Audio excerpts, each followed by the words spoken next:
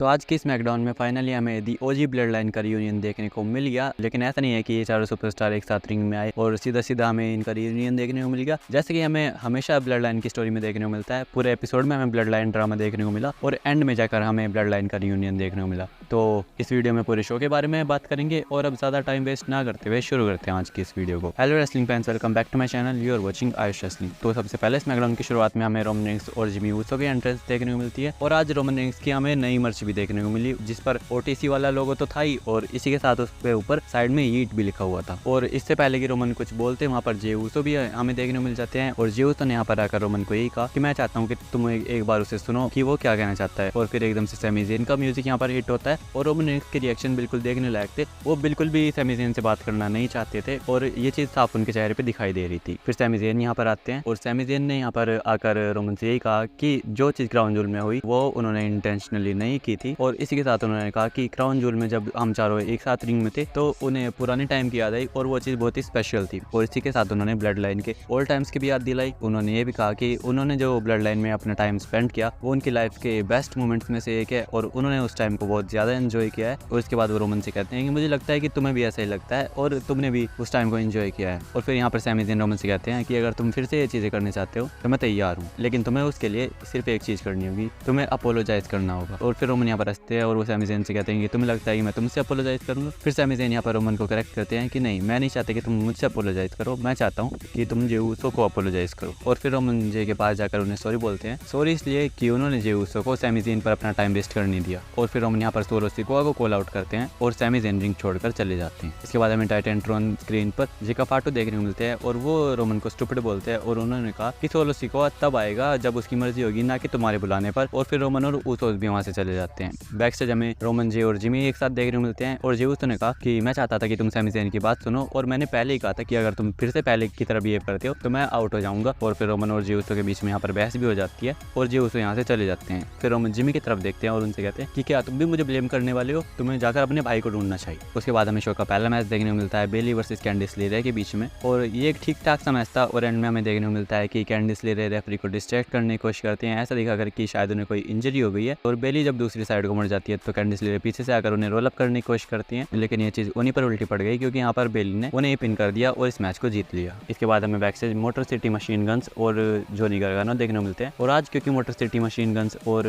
ये town down under का match होने वाला था तो जॉनी गार्गानो उन्हें उसी मैच के लिए मोटिवेट करते हैं और कहते हैं कि उन दोनों के फेसेस बहुत ही ज़्यादा पंचेबल है। उसके बाद मोटर सिटी मशीन गन्स तो यहाँ से चले जाते हैं और टोमासो चैम्पा यहाँ पर आते हैं और वो बहुत ही ज़्यादा गुस्से में थे और वो जॉनी गार्गानो से कहते हैं कि ये सब क्या है, उन्होंने हमारा स्पॉट छीना है और हमें उनसे अपनी टैग टीम टाइटल्स को वापस लेना है। फिर हमें देखने को मिलता है कि रैंडी ऑर्टन बैकस्टेज से आ रहे थे और फिर रैंडी ऑर्टन की एंट्रेंस होती है और वो रिंग में आते हैं और उन्होंने यहाँ पर रिंग में आकर कहा कि क्राउन जूल में जो हुआ वो तो सिर्फ शुरुआत थी, मैं केविन ओवेंस को बिल्कुल खत्म करने वाला हूँ। फिर केविन ओवेंस भी हमें रैंप से आते हुए दिखाई देते हैं, लेकिन ऑफिशियल्स उन्हें वहाँ पर रोकने की कोशिश करते हैं और फिर इन दोनों सुपरस्टार्स के बीच में हमें वहाँ पर एक ब्रोल देखने को मिलती है और केविन ओवेंस ने यहाँ पर रैंडी ऑर्टन को एक पाइल ड्राइवर लगा दिया जो कि डब्ल्यूई में बैन है। और इसके बाद हमें देखने को मिलता है कि रैंडी ऑर्टन को वहाँ से स्ट्रेचर पर लेकर जाया जाता है, फिर उन्हें बैकस्टेज एम्बुलेंस में लेकर जाया जाता है और फिर कोडी रोड्स भी उन्हें वहाँ पर ज्वाइन करते हैं। तो जिस तरीके से डब्ल्यूई ने आज इस एंगल को प्रेजेंट किया है, ऐसा हो सकता है कि रैंडी ऑर्टन आने वाले कुछ हफ्तों तक हमें स्मैकडाउन में देखने को ना मिले। अब देखना इंटरेस्टिंग होगा कि रैंडी ऑर्टन केविन ओवेंस से अपना बदला कैसे लेते हैं। इसके बाद हमें DIY वर्सेस प्रिटी डेडली का मैच देखने को मिलता है और यहाँ पर भी टोमासो चैम्पा एकदम अग्रेशन में थे और उन्होंने मैच स्टार्ट होते ही प्रिटी डेडली के दोनों मेंबर्स को बहुत बुरी तरीके से बजाना स्टार्ट किया है। रिंग के बाहर ले जाकर उन्हें उठा कर पटका और बहुत बुरी तरीके से उन्हें मारा और जॉनी गार्गानो को तो इस मैच में उन्होंने टैग भी नहीं किया और अपना फिनिशर लगाकर इस मैच में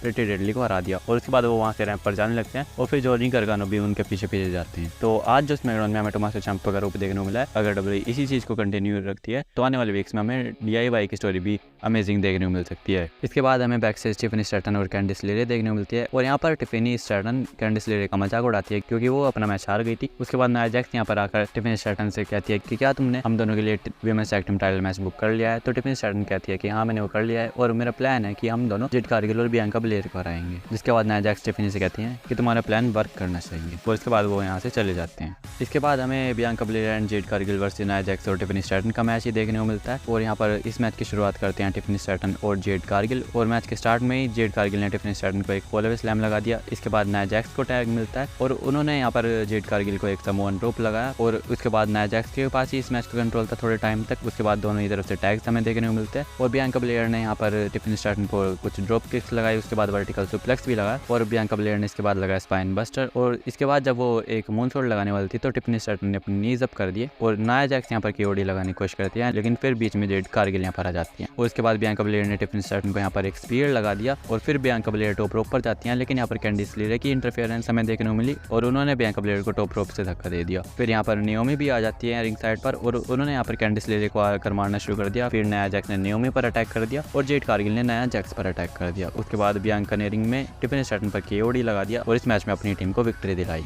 और इसके बाद हमें शो पर देखने को मिलता है motor City Machine guns versus A town down under का मैच, और इस मैच में ज़्यादातर time motor City Machine Guns ने डोमिनेट किया और उनकी तरफ से हमें इस मैच में एक अमेजिंग रेसलिंग देखने को मिली। लेकिन ऐसा नहीं है कि ऑस्टिन थ्योरी और ग्रेसन वॉलर इस मैच में कुछ नहीं कर पाए, उन्होंने भी एक अच्छा कॉम्पिटिशन यहाँ पर दिया, लेकिन in the end Motor City Machine Guns ने अपना फिनिशर लगाकर इस मैच को जीत लिया। उसके बाद हमें एक बैकस्टेज सेगमेंट देखने को मिलता है जहाँ पर मोटर सिटी मशीन गन्स और DIY आए थे, और टोमासो चांपा यहाँ पर उनसे बहस करने लगते हैं। फिर यहाँ पर स्ट्रीट प्रॉफिट्स भी आ जाते हैं और उन्होंने यहाँ पर आकर कहा कि उन्होंने नेक्स्ट वीक के लिए एक tag team championship match book कर लिया है मोटर सिटी मशीन गन्स के अगेंस्ट, जो चीज़ सुनकर टोमासो चांपा और भी ज़्यादा गुस्सा हो जाते हैं और वो निकोल्डिस से बात करने के लिए चले जाते हैं। फिर हमें निकोल्डिस का एक वीडियो पैकेज देखने को मिलता है, और यहाँ पर पहले तो उन्होंने विमेंस रेसलिंग की बहुत ज़्यादा तारीफ की, और यहाँ पर निकोल्डिस ने आज विमेंस की यूनाइटेड स्टेट्स चैंपियनशिप को भी रिवील कर दिया है। तो जिस चीज़ का हमें बहुत टाइम से वेट था वो फाइनली हमें देखने को मिल चुकी है, और अब WWE ने विमेंस डिवीजन में भी मिड कार्ड टाइटल्स इंट्रोड्यूस कर दिए। और क्योंकि आज के स्मैकडाउन में हमें विमेंस की यूनाइटेड स्टेट्स चैंपियनशिप देखने को मिली है, तो नेक्स्ट वीक की रो में ऑलमोस्ट कन्फर्म है कि हमें विमेंस की इंटरकॉन्टिनेंटल चैंपियनशिप भी देखने को मिल ही जाएगी। उसके बाद हमें बैकस्टेज से न्यू ब्लड लाइन आती हुई दिखाई देती है। फिर हमें यहाँ पर इनका एक सेगमेंट देखने को मिलता है जिसको WWE undisputed tribal chief acknowledgement ceremony करके हाइप कर रही थी, और फिर सोलो सिकोआ यहाँ पर आकर कहते हैं कि मुझे पता है कि इस चीज़ को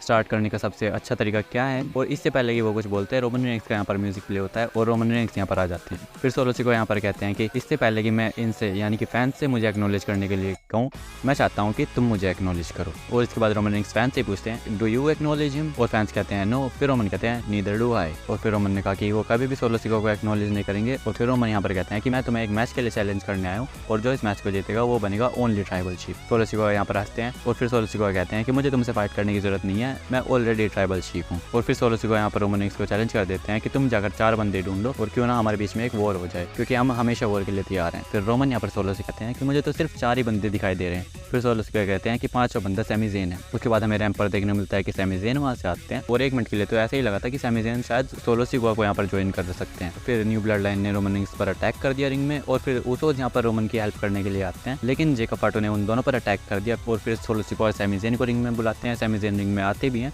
और सोलो ने रोमन को पकड़ा हुआ था, वो सैमी ज़ेन को रोमन रेंस पर हलवा किक लगाने के लिए कहते हैं, लेकिन सैमी ज़ेन ने यहाँ पर सोलो सिकोआ को ही हलवा किक लगा दिया। उसके बाद जेकब फाटो रिंग में आते हैं और रोमन रेंस ने जेकब फाटो को एक सुपरमैन पंच लगा दिया। उसके बाद सैमी ज़ेन ने जेकब फाटो को भी एक हलवा किक लगा दी, और इसके बाद रोमन रेंस ने यहाँ पर सोलो सिकोआ को एक स्पीयर भी लगा दिया। उसके बाद हमें रिंग में ओजी ब्लड लाइन के 4 मेंबर्स देखने को मिलते हैं। जे उसो और जिमी उसो साइड में खड़े थे, और रोमन रेंस और सैमी ज़ेन के बीच में हमें एक स्टेयर डाउन देखने को मिलता है, और क्राउड भी यहाँ पर चीयर कर रहा था, और रोमन रेंस भी फैंस की तरफ देखते हैं। और पहले यहाँ पर जे उसो और जिमी उसो ने वी द वंस वाला साइन किया, उसके बाद सैमी ज़ेन भी अपना हाथ उठाकर वी द वंस वाला साइन करते हैं, और रोमन रेंस उन्हें देखते हैं, और फिर उन्होंने भी यहाँ पर वी द वंस वाला साइन किया। और फाइनली हमें आज के स्मैकडाउन में दी ओजी ब्लड लाइन का रियूनियन देखने को मिल ही गया, और अब इस स्टोरी को आगे देखने में मजा आएगा। और जो चीज़ हमें आज के स्मैकडाउन में देखने को मिली है, ये चीज़ कंफर्म ही हो चुकी है कि सर्वाइवर सीरीज वॉर गेम्स में हमें 5 वर्सेस 5 वॉर गेम्स मैच देखने को मिलेगा, और अभी के लिए हमें 4 बंदे रिंग में देखने को मिल रहे हैं। लेकिन अगर आप जानना चाहते हो कि 5वें बंदे इन दोनों टीम में कौन हो सकते हैं, तो आप मेरी कल वाली वीडियो जाकर देख सकते हो। और आई होप कि आपको वीडियो पसंद आई होगी। तो अगर ये वीडियो पसंद आई हो तो वीडियो को लाइक करना, चैनल को सब्सक्राइब करना, और ट्राइबल चीफ रोमन रेंस को एक्नॉलेज करते हुए खत्म करते हैं आज की इस वीडियो को।